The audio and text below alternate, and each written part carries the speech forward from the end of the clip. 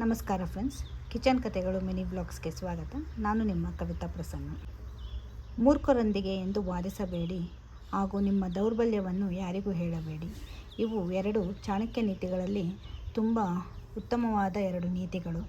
ಇದನ್ನು ಯಾವತ್ತೂ ನಾವು ನಮ್ಮ ಜೀವನದಲ್ಲಿ ಪಾಲಿಸಬೇಕು ಅಂತ ಹೇಳ್ತಾ ಇವತ್ತಿನ ದಿನ ನಾನು ಕ್ಯಾರೆಟ್ ಹಲ್ವಾ ಮಾಡೋಣ ಅಂತ ಹೇಳಿ ಎಲ್ಲ ರೆಡಿ ಮಾಡಿ ಇಟ್ಕೊಂಡಿದ್ದೀನಿ.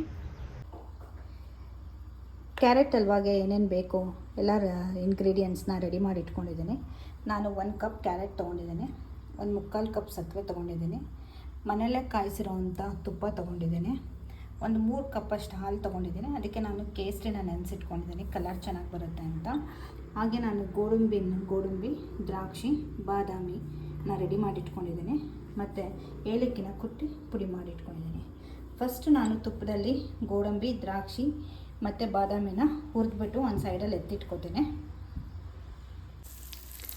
ಫ್ರೆಂಡ್ಸ್ ನೋಡಿ, ಗೋಡಂಬಿ, ದ್ರಾಕ್ಷಿ, ಬಾದಾಮಿನ ಫ್ರೈ ಮಾಡಿಕೊಂಡು ಒಂದು ಕಡೆ ಸೈಡಲ್ಲಿ ಎತ್ತಿಟ್ಕೊತೀನಿ. ಫಸ್ಟು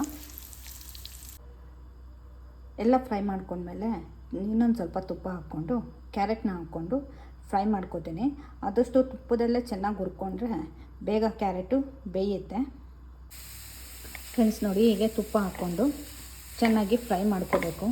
ಕ್ಯಾರೆಟ್ದೇನು ಹಸಿ ವಾಸನೆ ಇರುತ್ತೆ ಅದು ಚೆನ್ನಾಗಿ ಹೋಗಬೇಕು. ಅರ್ಧ ಬೆಂದ ಮೇಲೆ ನಾವು ಇದಕ್ಕೆ ಹಾಲನ್ನ ಆ್ಯಡ್ ಮಾಡ್ಕೊಳ್ಳೋಣ. ಈಗ ಫ್ರೈ ಆಗಿದೆ, ಅರ್ಧ ಬೆಂದಿದೆ ಕ್ಯಾರೆಟು. ಈಗ ಇದಕ್ಕೆ ನಾವು ಹಾಲನ್ನ ಆ್ಯಡ್ ಮಾಡಿಕೊಂಡು ಬೇಯಿಸ್ಕೊಳ್ಳೋಣ. ಹಾಲಲ್ಲಿ ಈಗ ಚೆನ್ನಾಗಿ ಬೇಯಿಸ್ಕೊಳ್ಳೋಣ.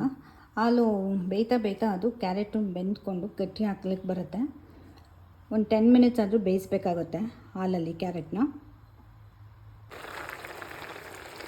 ಚೆನ್ನಾಗಿ ಬೇಯ್ತಾ ಇದೆ. ಇನ್ನೊಂದು ಸ್ವಲ್ಪ ಗಟ್ಟಿ ಬಂದಮೇಲೆ ಶುಗರ್ನ ಆ್ಯಡ್ ಮಾಡೋಣ, ಸಕ್ಕರೆನ ಆ್ಯಡ್ ಮಾಡ್ಕೊಳ್ಳೋಣ. ಗಟ್ಟಿಯಾಗಿದೆ. ಈಗ ಇದಕ್ಕೆ ನಾವು ಶುಗರ್ ಮತ್ತು ಏಲಕ್ಕಿ ಪುಡಿನ ಆ್ಯಡ್ ಮಾಡ್ಕೊಳ್ಳೋಣ, ಮಿಕ್ಸ್ ಮಾಡ್ಕೊಳ್ಳೋಣ.